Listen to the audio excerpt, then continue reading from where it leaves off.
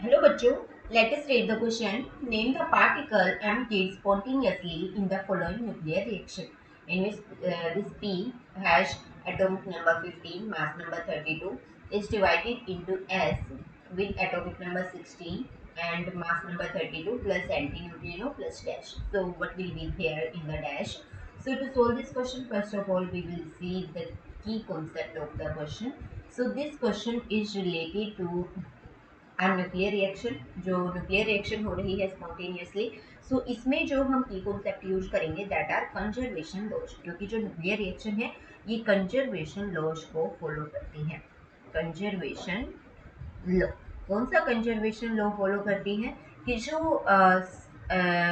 Number की जो atomic number होता है that the sum of mass number and atomic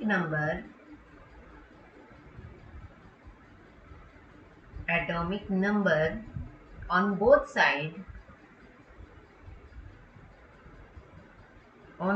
side of reaction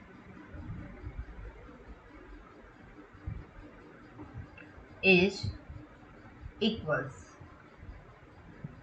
that means जो mass number होगा राइट साइड का वो इक्वल होगा लेफ्ट साइड के मास नंबर के.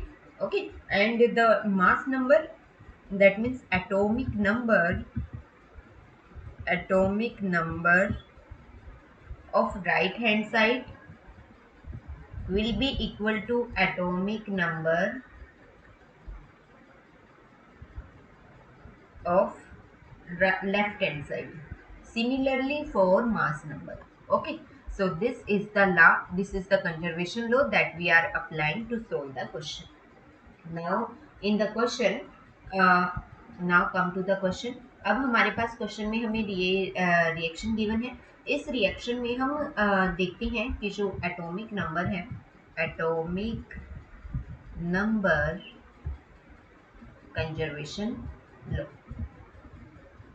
कंजर्वेशन लॉ हम अप्लाई करते हैं दोनों तरफ.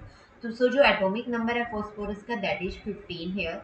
सो 15 that is equal to 16 plus antineutrino का कोई नंबर नहीं होता. सो जो यहाँ पे पार्टिकल होगा हम लेट कर लेते हैं this particle is a particle. Okay, so plus A and इसका जो एटॉमिक नंबर होगा वो क्या होगा -1.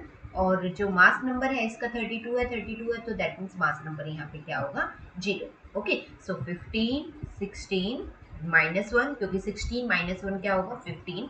तो इस तरीके से हमारे पास ये नंबर आएगा. So this will be this number, और ये हमारे पास क्या होता है, this is beta particle.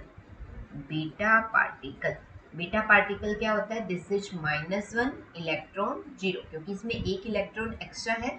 A is E here, A is equal to E hair.